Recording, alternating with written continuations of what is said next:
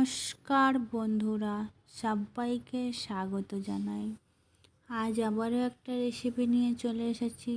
আজ আমি বানাবো গ্রিন মুগ আর ছোলা দিয়ে একসঙ্গে একটা তরকারি।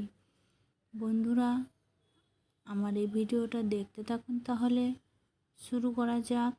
আমি এখানে প্রথমে ছোলা আর গ্রিন মুগ একদিন আগে ভিজিয়ে রেখেছিলাম। সারা রাত ভিজানোর পরে জল ফেলে দিয়ে একটা কাপড়ে বেঁধে রেখেছিলাম। তারপর এর থেকে কলা বেরিয়ে গেছে। এবারে একটা পাত্রে এটা নিয়ে নেব। এর মধ্যে একটু জল দিয়ে দেব, একটু লবণ দিয়ে দেব, দিয়ে এটাকে সিদ্ধ করে নেব। সিদ্ধ হতে হতে অন্যদিকে কড়া গরম করে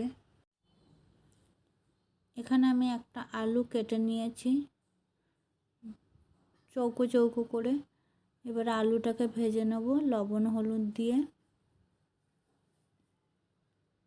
এখানে আলু ভাজা হয়ে গেছে, তুলে নেব আলুগুলোকে।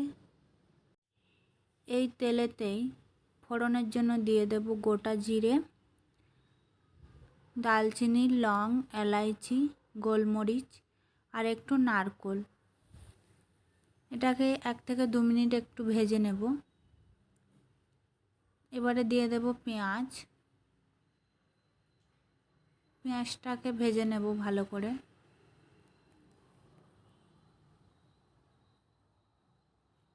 পেঁয়াজটা ভাজা হতে হতে অন্যদিকে দেখে নেব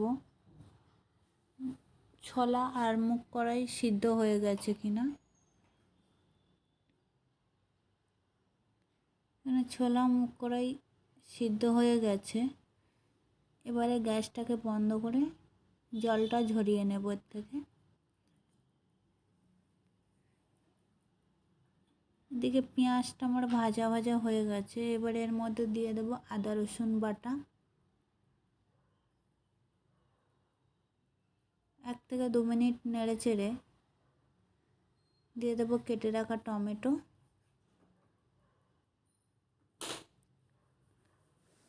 এবারে পরিমাণ মতো লবণ। এবারে কিছুক্ষণ কষে নেব, নিয়ে তারপরে শুকনো মশলা দেব।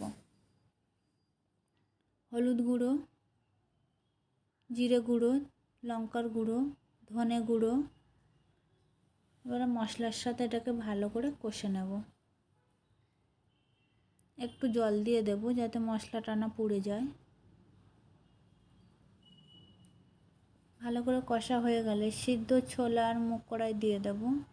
মশলার সাথে কিছুক্ষণ নেড়ে চেড়ে ভেজে রাখা আলুগুলো দিয়ে দেব।